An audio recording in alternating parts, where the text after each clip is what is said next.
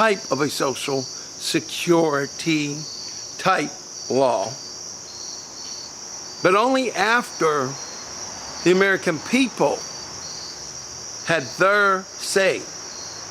In the interim, I would leave in place the existing laws.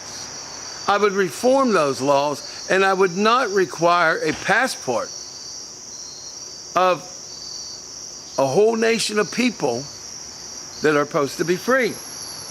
Now, that said, there can be other measures to prove that you are an American citizen or a legal alien. There can be other loyalty associated tests, possibly. But to outright deny a person, an American, the right to go to Cambodia, the right to go to Canada, the right to go to Cuba, the right to go to, let's see, I don't know, Canton, over there in China, or Israel, or Italy, or Ireland, or Istanbul. That is wrong. If we are free people, that is wrong. On the matter of protecting us, do we not have one of the best militaries in the entire history of the world? Do we not have some of the best men and women serving in that military? Do we not have intelligence agencies? Do we not have police officers? Do we not have private security officers? We have been brainwashed into believing that these laws that take away our liberty is somehow helping us. If that were true, what about the cyber attack that just happened on Equifax? What about the fact that over 142 million Americans may have had their social security information, credit card, and other informations hacked?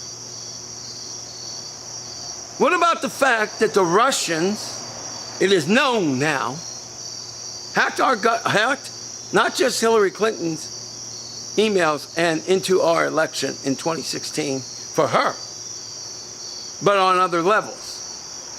What about the fact that cyber terrorism is even more dangerous than physical terrorism, with one respect?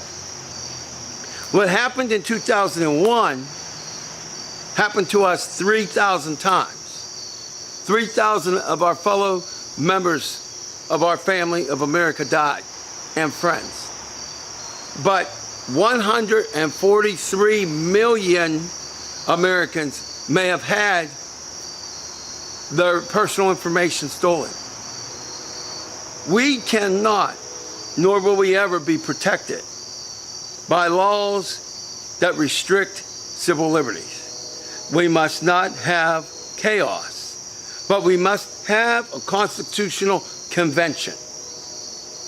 One that will allow hearsay for 2 years or more, and then have a series of finalized meetings with the United States Congress, with the president or future presidents of the United States. But we must make those changes. We are losing our liberty by the hour and by the second. The mere fact that everywhere we go, somebody records us, whether it is a private citizen or whether it is the United States government, whether it is your corporations or whether it is your hospitals. We have a hospital law dealing with medical records called HIPAA.